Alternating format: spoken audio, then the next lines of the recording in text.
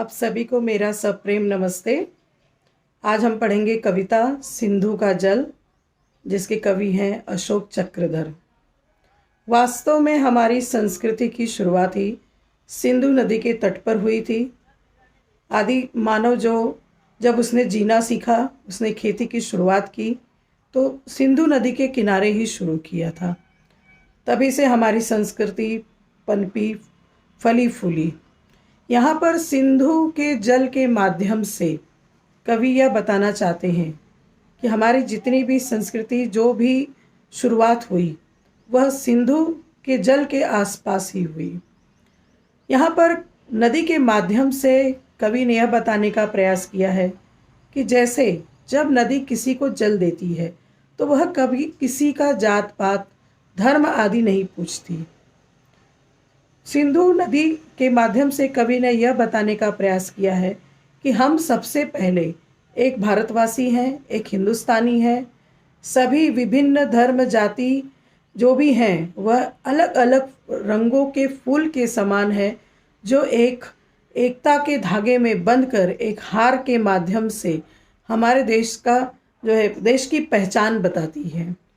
यहाँ पर नदी कहती है कि जब भी कोई मेरे किनारे नहाने आता है, जब भी कोई जल पीने आता है, मैं कभी उससे यह नहीं पूछती कि वह हिंदू है या मुस्लिम है, वह किस जाति का है, मैं कभी नहीं पूछती।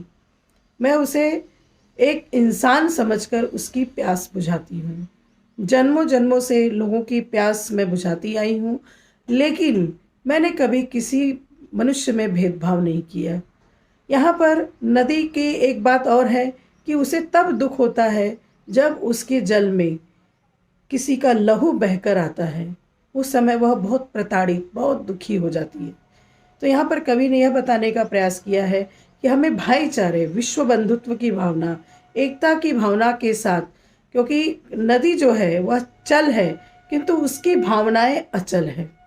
बस यही इस कविता के माध्यम से कवि हमारे सामने इस अर्थ को रखना चाहते हैं कि कैसे नदी जब किसी में भेदभाव नहीं करती, प्रकृति की हर चीज़ें, चाहे वह सूर्य हो, पानी हो, चाहे जो भी हो, वह कभी किसी में भेदभाव नहीं करता। तो मनुष्य क्यों भेदभाव करता है? मानव क्यों नहीं समझता कि हम सभी एक ही परमात्मा की संतान हैं। हम सभी सबसे पहले भारतवासी हैं और उसके बाद फिर सबसे पहले हमारी पहचान एक भारतवासी के रूप में होनी चाहिए। तो सिंधु नदी का जल हमें यह संदेश देता है कवि के माध्यम से कि आओ हम सभी मिलजुल कर, भेदभाव, जाति आदि का सब कुछ भूलकर केवल एक इंसान के रूप में जीवन बिताने का, जीवन जीने का प्रयत्न करें और देश को खुशहाल बनाने का प्रयत्न करें।